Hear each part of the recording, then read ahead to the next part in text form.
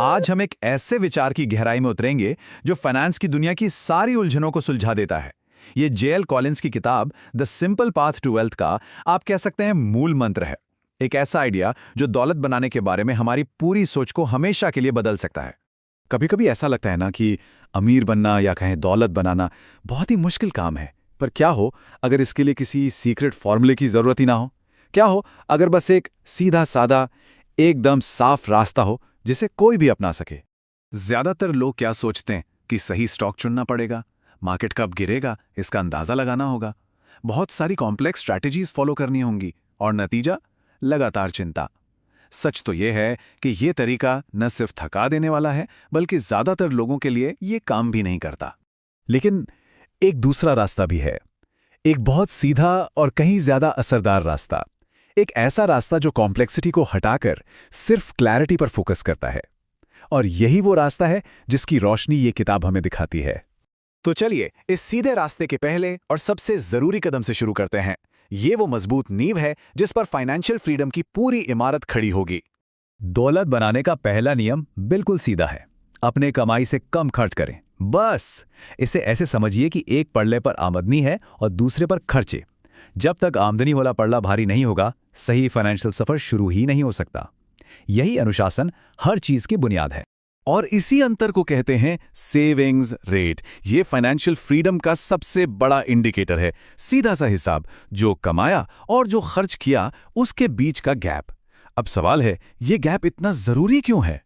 क्योंकि यही वो पैसा है, वो कैपिटल है जो आगे चलकर हमारे लिए काम करेगा और समय के साथ बढ़ेगा। तो असली मकसद क्या हुआ? इस गैप को लगातार बड़ा और बड़ा करते जाना। इसे इस तरह भी सोच सकते हैं, और ये बात इसे बहुत अच्छे से समझाती है। बचत वो फ्यूल है जो दौलत बनाने वाली मशीन को चलाता है। इस फ्यूल के बिना वो मशीन स्टार्ट ही नहीं होगी। तो ठीक है, फ्यूल तो इकट्ठा हो गया। अब अगला कदम क्या है? सही गाड़ी चुनना, है ना? एक ऐसी भरोसेमंद गाड़ी जो हमें हमारी मंजिल तक सुरक्षित पहुंचा दे। और वो भरोसेमंद गाड़ी है लो कॉस्ट इंडेक्स फंड। अब ये क्या है? देखिए, अलग अलग कंपनियों के शेयर चुनने की झंझट में पड़ने की बजाय इंडेक्स फंड एक ही बार में पूरे बाजार का एक छोटा सा हिस्सा खरीदने का मौका देते हैं।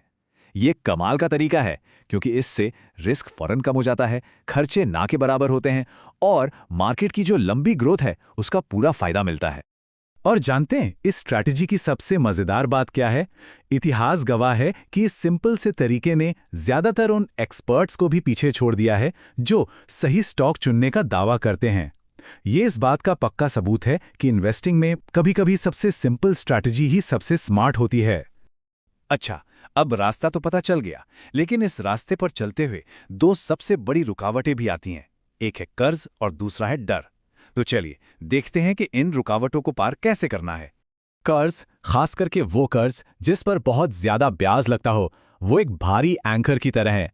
एक ऐसा लंगर जो हमारी फाइनेंशियल नाव को आगे बढ़ने ही नहीं देता। हम चाहे कितनी भी मेहनत कर लें, ये हमें पीछे खींचता ही रहता है। यहां पर दो रास्ते एकदम साफ नजर आ रहे हैं। एक रास्ता है ऊंचे ब्याज वाले कर्ज का, जो एक मुरझाते हुए पौधे की तरह हमारी दौलत को धीरे धीरे खत्म कर देता है। और दूसरा रास्ता है बचत और निवेश का, एक फलते फूलते पेड़ की तरह, जहां हमारा पैसा हमारे लिए मेहनत करता है और दौलत को बढ़ाता है।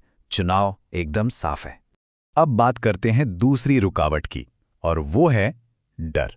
देखिए, शेयर बाजार का सफर कभी भी एक सीधी लाइन में ऊपर नहीं जाता। इसमें उतार चढ़ाव आते ही हैं। ये इसका नेचर है, इसका स्वभाव है।